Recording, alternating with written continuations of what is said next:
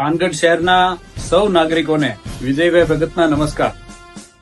આવનારી તારીખ 12 ઓગસ્ટ અને મંગળવારના દિવસે થાનગઢ શહેરની અંદર એક રાષ્ટ્રભક્તિનું ઘોડાપુર આવવાનું છે અને આ ઘોડાપુરની અંદર કોઈ બાકાત ન રહે, શહેરના તમામ નાગરિકો તિરંગાના રંગે રંગાઈ જાય આવા ભાવ સાથે એક કાર્યક્રમની માહિતી આપવા અને એક આગ્રહભરી વિનંતી કરવા માટે હું આપની વચ્ચે ઉપસ્થિત થયો છું. અત્યંત હર્ષ સાથે મારે આપને જણાવવું છે કે શ્રી સરસ્વતી પ્રાથમિક વિદ્યા મંદિર દ્વારા એક તિરંગા યાત્રાનું આયોજન કરવામાં આવ્યું છે અને એ પણ શહેરની અંદર પ્રથમવાર 100 મીટરની લંબાઈ ધરાવતો તિરંગો અને એ તિરંગા સાથે આ તિરંગા યાત્રાનું આયોજન કરવામાં આવ્યું છે. અને એ પણ કેવા સમયે જ્યારે મા ભારતીએ ઓપરેશન સિંદૂર દ્વારા સમગ્ર દુનિયાને પોતાની શક્તિના દર્શન કરાવ્યા છે. જે તિરંગો 1857 થી લઈ 1947 એટલે કે 90 વર્ષના સંઘર્ષ બાદ આપણને પ્રાપ્ત થયો છે. જે તિરંગો હજારો શહીદોના પ્રાણોની આહુતિ બાદ આપણને મળ્યો છે.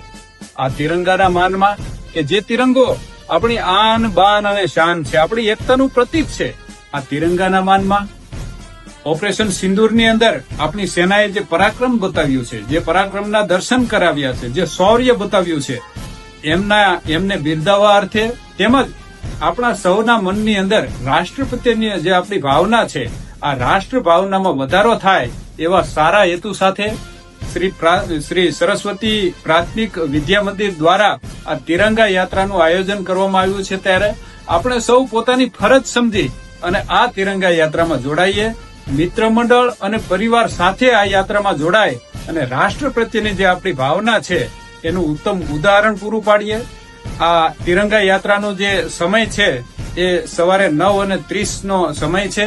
સ્થળ છે શ્રી સરસ્વતી પ્રાથમિક વિદ્યા મંદિર, થાનગઢ બસ સ્ટેશનની સામેના ભાગમાં શાળા આવેલી છે.